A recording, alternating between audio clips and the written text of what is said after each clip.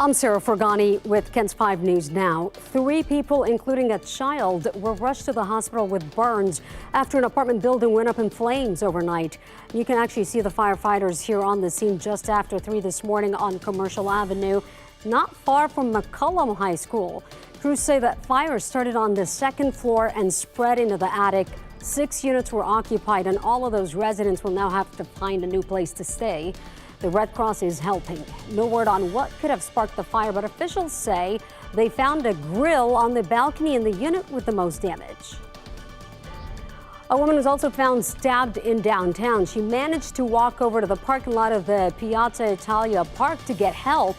Park police officer told us the stabbing likely happened under a nearby bridge.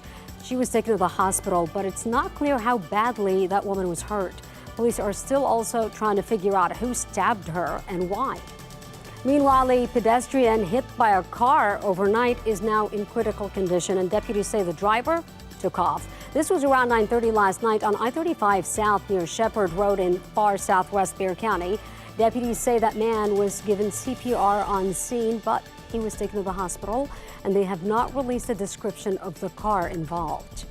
A blue alert has been issued for 2 men who shot a deputy. They could be anywhere in Texas now. The Harris County deputy was on patrol during a routine traffic stop around 7:40 last night.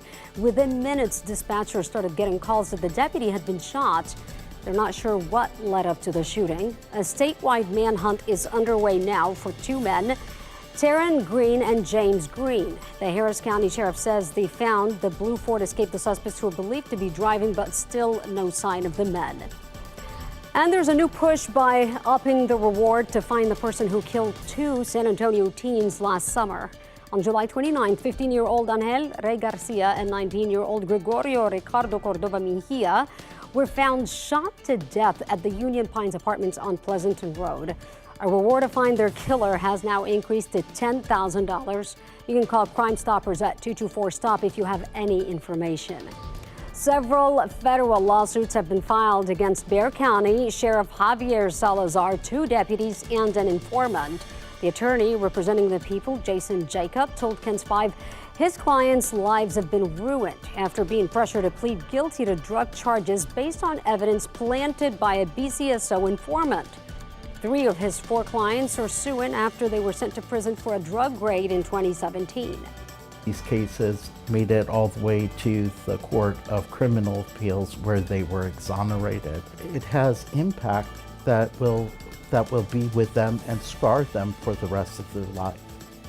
Well, the lawsuit states in 2020, the DA's office started questioning the informant and found his information was unreliable. We have reached out to the Bexar County Sheriff's Office for comment on this lawsuit and have not heard back yet.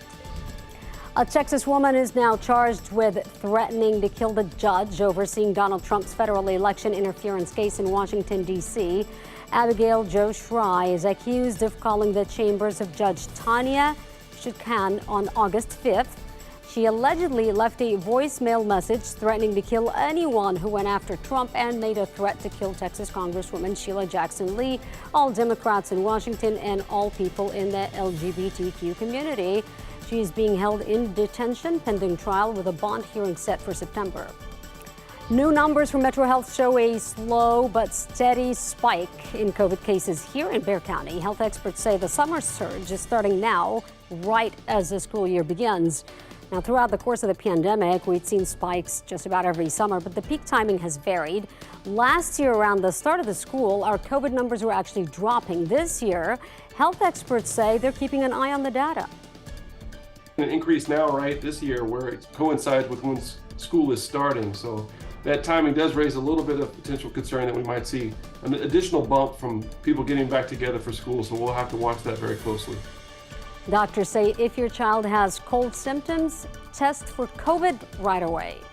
Also, new data showing Texas students are still struggling to get back to pre-pandemic levels in certain school subjects. The TEA released the average STAR test scores for 2023. It showed 52% of students in grades 3rd through 8th met or exceeded expectations in reading and language arts. That's better than the scores actually in 2021 and 2019, but when it comes to math, it's a whole different story.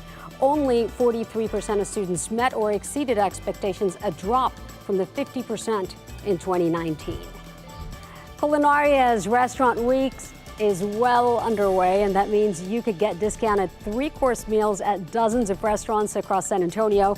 Lunch menus around $20 and $30. Three-course dinner menus range in price from $35 to $55.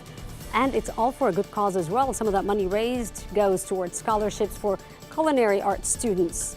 Culinaria's Restaurant Weeks runs through the 26th. If you'd like more info, go to culinaria.org. That is Ken's 5 News Now. Thanks so much for joining me. I'm Sarah Fergani.